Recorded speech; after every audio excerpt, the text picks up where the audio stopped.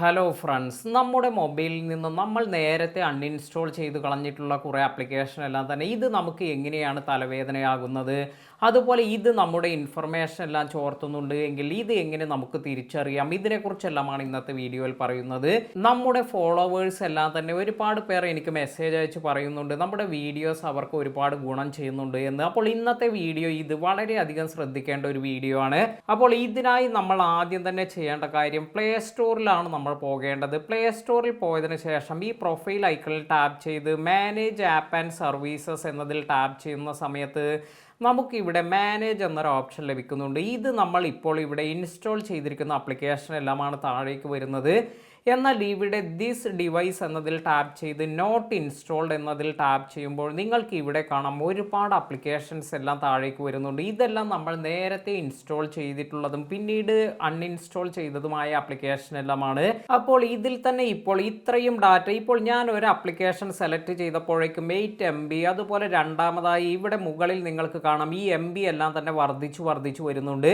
അപ്പോൾ നമ്മൾ ഇത് ഇങ്ങനെ അൺഇൻസ്റ്റാൾ ചെയ്തിട്ടുള്ള ഈ ആപ്ലിക്കേഷൻ നമുക്ക് ആവശ്യമില്ലാത്തതെല്ലാമാണ്. ഇതിൻ്റെ ഫയൽ ഇപ്പോഴും നമ്മുടെ മൊബൈലിൽ കിടക്കുകയാണ്.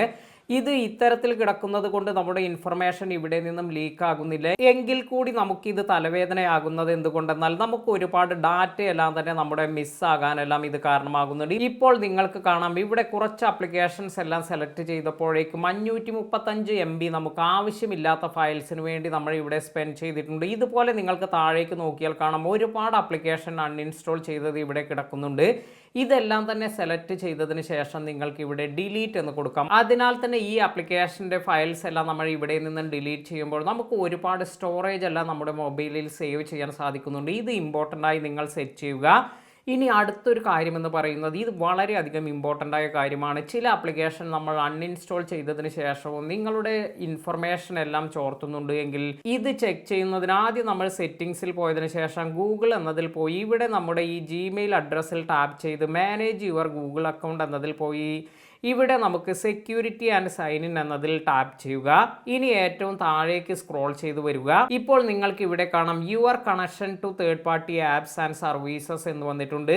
അപ്പോൾ ഇതെല്ലാം തന്നെ നമ്മൾ തേർഡ് പാർട്ടി ആപ്ലിക്കേഷൻ നമ്മുടെ ഫോണിലേക്കുള്ള അല്ലെങ്കിൽ നമ്മുടെ പലവിധ കാര്യങ്ങളിലേക്കുള്ള പെർമിഷൻ എല്ലാം നമ്മൾ ഇവിടെ നൽകിയിട്ടുണ്ട്. അതിനാൽ തന്നെ പല ഡാറ്റാസും അവർക്ക് നമ്മുടെ ഫോണിൽ നിന്നും ആക്സസ് ചെയ്യാനെല്ലാം സാധിക്കും. ഇതിൽ ഇപ്പോൾ എല്ലാ ആപ്ലിക്കേഷനും നിങ്ങൾക്ക് റിമൂവ് ചെയ്യണമെന്നല്ല പറയുന്നത്. ഇതിൽ ഏതെങ്കിലും ആപ്ലിക്കേഷൻ നിങ്ങൾ യൂസ് ചെയ്യാത്തതെല്ലാം ഉണ്ടെങ്കിൽ ഇത്തരത്തിൽ ഇപ്പോൾ ഈ ഒരു വണ്ടർഷെയർ അക്കൗണ്ട് എന്നതിൽ നമ്മൾ ടാപ്പ് ചെയ്യുന്നു. ഇത് ഞാൻ യൂസ് ചെയ്യുന്നില്ല എങ്കിൽ എനിക്ക് ഇത് സ്ക്രോൾ ചെയ്ത് വന്ന് delete all connection that you have with Wondershare account എന്ന് കൊടുക്കാം.